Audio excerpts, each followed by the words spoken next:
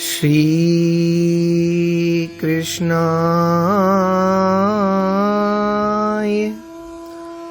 वासुदेवाय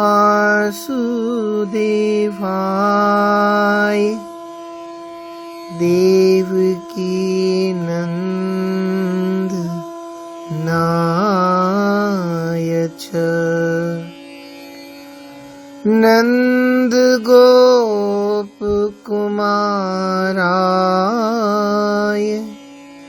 श्री गोविंदाय नमो नमः।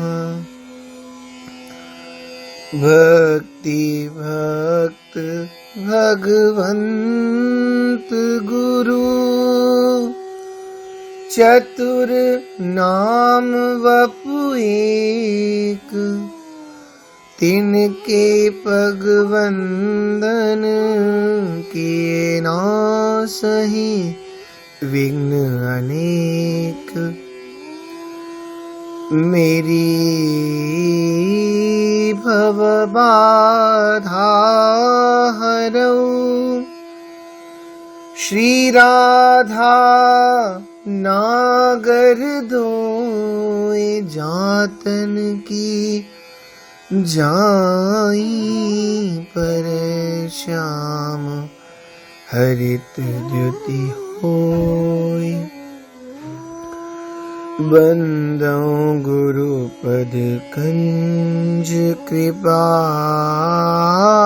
सिंधु नर रूप हरि महामोह तम पुंज जासु वचन रवि कर निकर।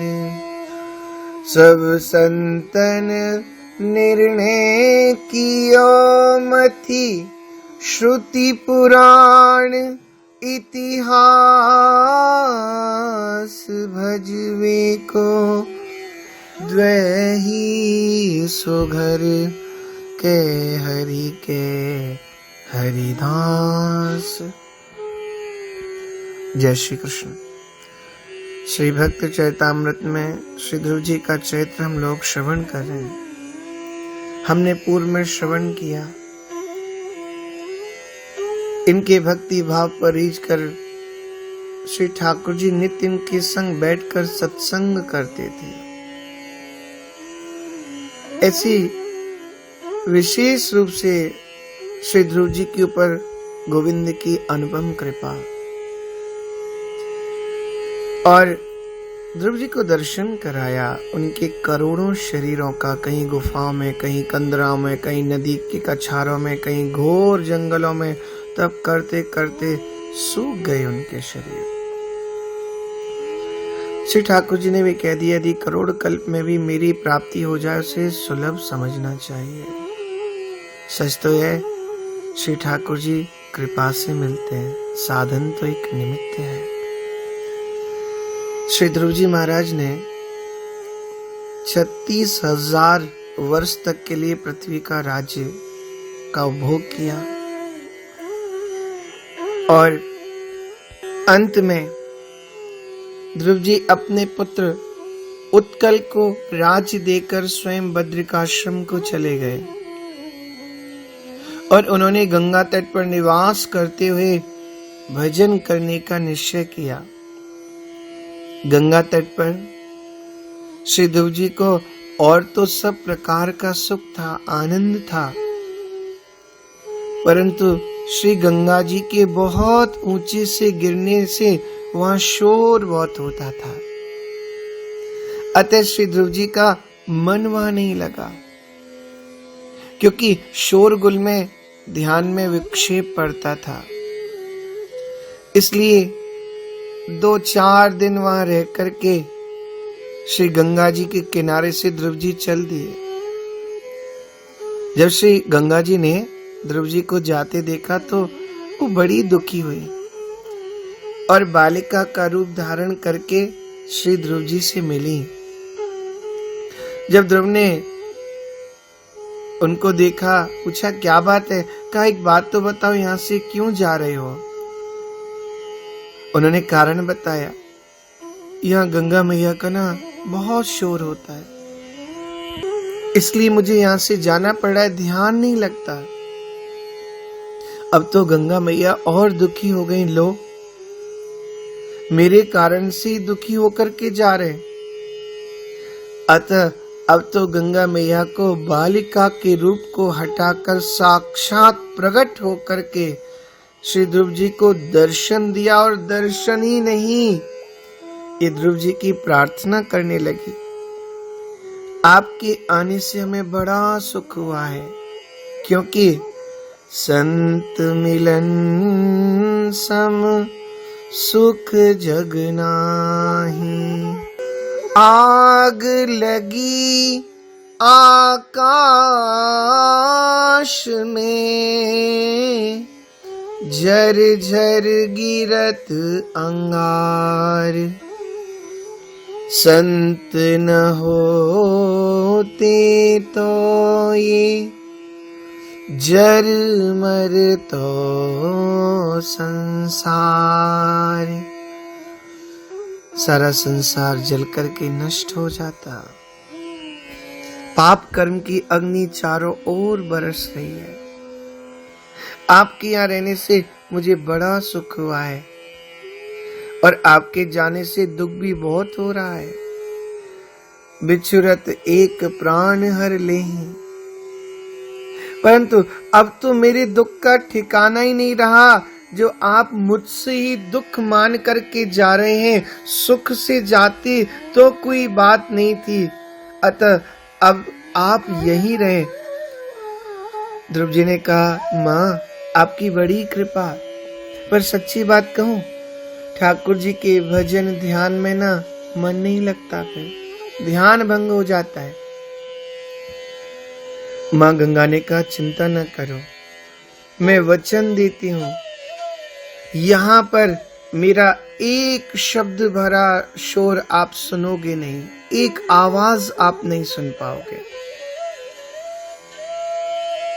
तब श्री ध्रुव जी वहां रुक गए, और श्री गंगा जी अब तक वहां शांत हैं। अब तो ध्रुव जी प्रेम से माँ गंगा के किनारे बैठ गए, और भक्तिम हरो भगवती प्रवहन जस्त्र मानंद बाष्प कलया मुहुर्द्यमानः विल्किद्यमान हृदयः पुलकाचितांगो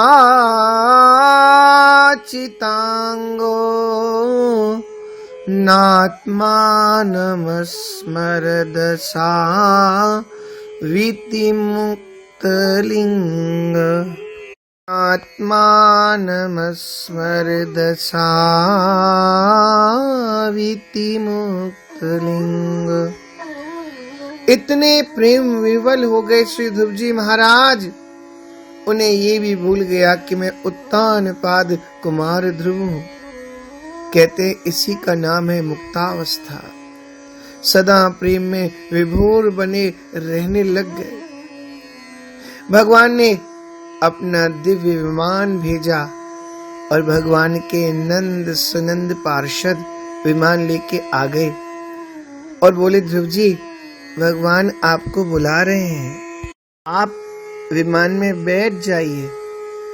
ध्रुव जी ने गंगा स्नान किया, और बद्रिकाश्रम में निवास करने वाले मुनियों को प्रणाम कर दिव्य रूप धारण करके उस पर चढ़ने को तैयारी हुए थे कि सामने से भयंकर मृत्यु देवता उपस्थित हो गए। देखा काल मूर्तिमान होकर उनके सामने खड़ा है, और काल ने प्रार्थना की।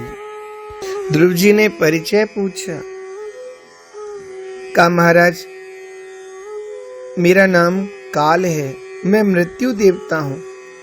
इस धरती की मर्यादा है, बिना मेरे यहाँ से कोई नहीं जाता, किंतु आप जैसे भक्त तो काल जयी होते हैं। काल के ऊपर मेरे ऊपर भी उनका पूर्ण अधिकार होता है। काल का अधिकार उनके ऊपर नहीं होता। महाराज, जगत में जन्म लेने वाले सभी प्राणी मेरे द्वारा ग्रास किए जाते हैं, परंतु आपके भजन के प्रभाव से आपको ग्रसने की शक्ति मुझ में नहीं है। लेकिन यदि आप हमसे सर्वथा असंस्पृष्ट ही चले जाते हैं तो मेरी मर्यादा चली जाएगी। अतः आप ऐसा कीजिए, मेरी मर्यादा भी बनी रहे और आपका प्रभाव भी बना रहे। श्री ध्रुव जी ने पूछा, तो हम क्या करें? काल तुरंत बोला, मेरी ये प्रार्थना है, ये विमान दिव्य है, भूमि का स्पर्श ये विमान नहीं कर सकता। आपको विमान पर बैठना है, मैं विमान के नीचे बैठ जाता हूँ। मेरे मस्तक पर आप चरण पधरा कर आप विमान में बैठ जाइए। सच्ची बात कहूँ नाथ, मैं आपके चरण रज से पवित्र हो जाऊंगा और आप विमान में भी बैठ जाएंगे। मेरा स्पर्श भी आपको हो जाएगा, मर्यादा भी बनी रहेगी और मेरा कल्याण भी हो जाएगा। तो श्री ध्रुव जी ने कहा, ठीक है, भक्त तो सबका भला करते हैं ना। और सिर पर पैर रख करके ध्रुव जी विमान में विराजे। आज तक का कोई इतिहास है, कोई जोगी जति तपी काल के सर पर पैर रख करके विमान में बैठा हो? ये भागवत धर्म की महिमा है, भक्ति की महिमा है। श्री सुखदेव जी कहते हैं, मृत्योर्मूर्धिं पदं दत्त्वा आरुरोहाद्भुतं गृहम्। काल के सिर पर पैर रख करके ध्रुव जी अद्भुत गृह में विराजमान हो गए। तो आप लोग कहेंगे, ये तो प्रथम सतयुग की बात है, कलिकाल में ऐसा संभव नहीं। किंतु कलिकाल में भी श्री तुकाराम जी महाराज भक्त चरित में आगे आप लोग श्रवण करेंगे, पर प्रमाण के लिए बताया जा रहा है। इस कलिकाल में भी वे ऐसे महाराष्ट्र के संत है जो देहू गांव के निकट महाराष्ट्र में सबके सामने देखते देखते गरुण जी महाराज वृक्ष पर आकर के बैठ गए। वो वृक्ष अभी तक है जिस पर गरुण जी आकर के बैठे हैं। और तुकाराम जी बोले, अब हम जा रहे हैं। सबके देखते देखते वृक्ष पर चढ़ गए और गरुड़ जी की पीठ पर बैठकर आकाश में उड़ गए। शरीर नहीं छोड़ा तुकाराम जी ने, स शरीर वैकुंठ चले गए।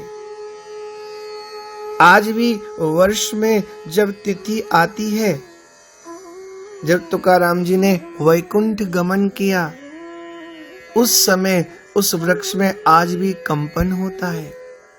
ये भगवान की कैसी अद्भुत महिमा है। आप ये ना समझें कि कहीं और चले गए होंगे, हमने मान लिया कि वैकुंठ चले गए, ऐसा नहीं है। 3 बार वैकुंठ जाने के बाद इस धरती पर पृथ्वी पर तुकाराम जी आए और तीसरी बार तो भगवान से लड़ पड़े। आपने मर्यादा बना रखी है, यद गत्वा निवर्तन्ते तद्धाम परमं मम। भगवान आप कहते हो ना, तद्धाम परमं मम, 2 बार भेज चुके हो, कहते हो कि फिर कोई लौटता नहीं है, और आप हमें अब तीसरी बार भी भेज रहे हो। भगवान ने हंस करके कहा, इस बार और चले जाओ, अगली बार नहीं भेजेंगे, क्योंकि आपके एक भक्त ने ये कह दिया है कि मेरी समाधि पर तुकाराम जी मिट्टी डालेंगे तभी समाधि होगी। उनके परिकर के संत थे, शरीर पूरा हो गया, लोगों ने भूत समाधि दी। कहते हैं ट्रकों मिट्टी डाल दी, पर शरीर ऊपर आ गया। सब लोग रोक कर पुकारने लगे, तुकाराम जी महाराज, एक संत की समाधि नहीं हो रही है। अब के तीसरी बार जब आखिरी बार भेज रहा हूं, इस बार आप चले जाओ। तुकाराम जी आए, एक मुट्ठी रज उठाई, जय विठ्ठल कह करके डाल दिया, समाधि हो गई। और तुरंत गरुड़ जी पर बैठकर आकाश में तुकाराम जी चले गए। इससे बड़ा भागवत धर्म का और परिचय क्या हो सकता है। जिस समय ध्रुव जी का विमान आकाश मार्ग से जा रहा था, श्री नारद जी महाराज प्रचेताओं की यज्ञशाला में बैठे थे और नारद जी को देख करके ध्रुव जी ने प्रणाम किया। नारद जी तो नाच उठे और नारद जी ने ध्रुव चरित्र गाया। श्री सुखदेव जी वर्णन करते हैं, महिमानं विलोक्यास्य नारदो भगवान् ऋषिः आतोद्यं वितुदञ्ज श्लोकान् सत्रे गायत् प्रचेतसाम् सत्रे गायत् प्रचेतसाम्। भगवान नारद ने आतुज्य अपनी वीणा को गहरी मींड़ लेकर के बजाया और कहा, क्या गाया? नूनम सुनीते पतिदेवताया नूनं सुनीते पतिदेवताया स्तप प्रभावस्य सुतस्य तां गतिं द्रष्टाव्युपायानपि वेदवादिनो नैवाधिगन्तुं प्रभवन्ति किं नृपाः नैवाधिगन्तुं प्रभवन्ति किं नृपाः। आनंद में श्री नारद जी महाराज गा रहे हैं। नारद जी कह रहे हैं, मैं ध्रुव की प्रशंसा नहीं, ध्रुव को जन्म देने वाली माता सुनीति की प्रशंसा करता हूं, उसके पातिव्रत की प्रशंसा करता हूं, उसकी भक्ति की प्रशंसा करता हूं, जिसने ध्रुव जैसे भक्त पुत्र को जन्म दिया। जो गति बड़े बड़े वेदवादी ऋषि प्राप्त नहीं कर सकते, वह गति ध्रुव जी ने प्राप्त की। फिर ये झूठ मूठ के अभिमान या ये झूठ मूठ का अभिमान करना या झूठ मूठ के अभिमानी राजा तो उस गति तक पहुंच ही कहां सकते। व्यर्थ है झूठ का अभिमान। जिस समय ध्रुव जी का विमान जा रहा था तो ध्रुव जी की मां सुनी थी। ध्रुव जी को याद आ गई मां की। जैसे मां का स्मरण आया, वे सोचने लगे, क्या मैं बेचारी अपनी माता को छोड़कर अकेला ही दुर्लभ वैकुंठ धाम को जाऊंगा? ना, ऐसा करना उचित नहीं। ध्रुव के मन के भाव को जानकर भगवत पार्षदों ने उन्हें दिखा दिया।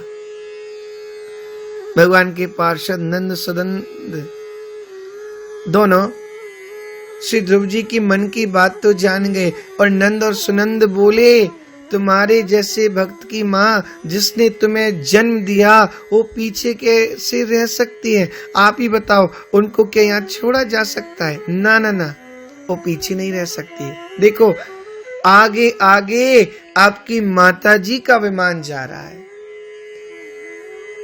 और ऊपर विमान जा रहा था सुनीति माता का, और माँ अश्रुपूरित नेत्रों से मुस्कुरा करके आशीर्वाद दे रही थी, बेटा तेरे भजन के प्रभाव से, महिमा से मैं भी भगवान के धाम को जा रही हूं। इसलिए तो संत कहते हैं, जननी जने तो भक्त जन के दाता के सूर, नाही तो जननी बाज रह काहे खोवे नूर। यदि जनना है तो भक्त को जनो। ये क्या लाभ अपने शरीर को नष्ट करके। और मानस में वर्णन करते हैं गोस्वामी जी, पुत्रवती जुवती जग सोई, रघुपति भगत जासु सुत होई, न तरो बाझ भली बाद बियानी, राम विमुख सुत तेहित जानी। संत मलुकदास जी ने एक दोहा में विश्व सुंदरी को कहा है। आजकल तो विश्व सुंदरी की प्रतियोगिताएं होती है, तय किया जाता है कि विश्व सुंदरी कौन है। ये प्रतियोगिताएं कराने वाले को मलुकदास जी का ये दोहा अवश्य कंठस्थ कर लेना चाहिए। वास्तविक विश्व सुंदरी कौन है?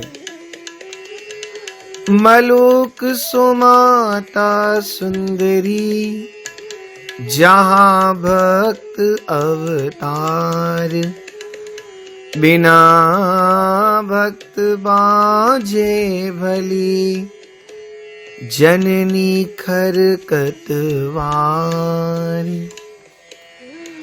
भक्त को जन नहीं दिया तो बंध्या रह जाती, और बंध्या भी नहीं भाई जन दिया तो किसको खर माने गधे को पैदा किया। इसलिए भक्त को जन्म देने वाली माता धन्य है।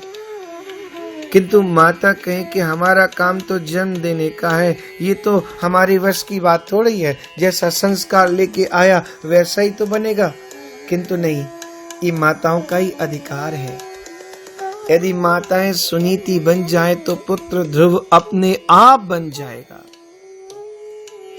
सुनीति ने अपने पुत्र ध्रुव से ये नहीं कहा, बेटा तेरी विमाता ने भला बुरा तुझसे कहा है, मैं उससे अभी झगड़ा करके आती हूँ। उत्तानपाद से भी झगड़ा नहीं किया। ये मेरे पति का दोष नहीं है, मैं अपने ही पापों को भोग रही हूँ। मेरी बहन सुरुचि का भी इससे कोई लेना देना नहीं। जीव अपना ही दुख सुख भोगता है।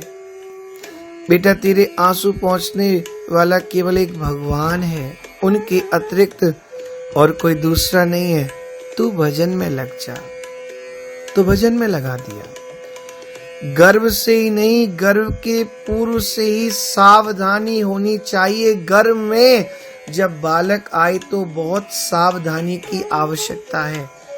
सत्य भाषण करें, सदाचार का पालन करें, गंदे साहित्य को न पढ़ें, गंदे दृश्यों को न देखें, भजन में लगें, रामचरितमानस, भागवत तथा गीता आदि का स्वाध्याय करें, संतों का दर्शन करें, उनका संग करें, नित्य भगवत चरणारविंद का जल ग्रहण करें, मंदिर की प्रदक्षिणा करें और खूब पवित्र चिंतन बना रहे तो अवश्य पवित्र संतान होगी। और जो नहीं देखना चाहिए वो देखा जा रहा है, जो नहीं सुनना चाहिए वो सुना जा रहा है, जो नहीं खाना चाहिए वो खाया जा रहा है। तो बालक में संस्कार कहां से आएंगे? तो बालक का संस्कार उत्तम नहीं हो सकता। फिर जन्म के बाद बालक को बहुत अच्छी शिक्षाएं देनी है।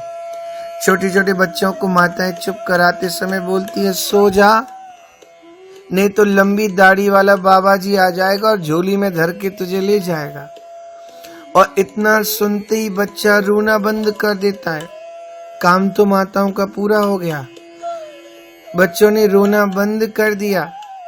इसलिए कई बार ऐसा होता है कि दाढ़ी वाले साधु गृहस्थियों के यहाँ यदि पहुंच जाए तो बच्चे इतना जोर से रोना शुरू कर देते हैं, चुप होने का नाम ही नहीं लेते। क्योंकि माताओं ने तो पहले से शिक्षा दे रखी है, पहले से कह देती हैं बच्चों को बाबा ले जाते, तो वही चित्र उनकी बुद्धि में रहता है। किंतु धन्य माँ सुनीति, सुनीति माता ने ध्रुव जी को ऐसी शिक्षा नहीं दी, उन्हें तो भगवत भजन में लगा दिया। ध्रुव ने भगवत कृपा से ध्रुव पद पाया। श्री ध्रुव चरित्र का आध्यात्मिक रहस्य हम लोग जाने। महत्वाकांक्षी जीव ही उत्तानपाद है, ऊपर पैर बढ़ाने वाला। ध्यान दीजिए, इसका भाव है सुरुचि और सुनीति, यानी ये दो वृत्तियां ही तत्त नाम वाली रानियां हैं। सुरुचि के प्रति जीव का सहज आकर्षण होता ही है। यही उत्तानपाद का छोटी रानी में प्रेम है। रुचि की अपेक्षा नीति बड़ी है, अतः सुरुचि छोटी रानी और सुनीति बड़ी रानी है। उपेक्षित होने पर सुनीति में शांति है। सुरुचि का पुत्र उत्तम और सुनीति का पुत्र ध्रुव, वृत्तियों का भी यही परिणाम है।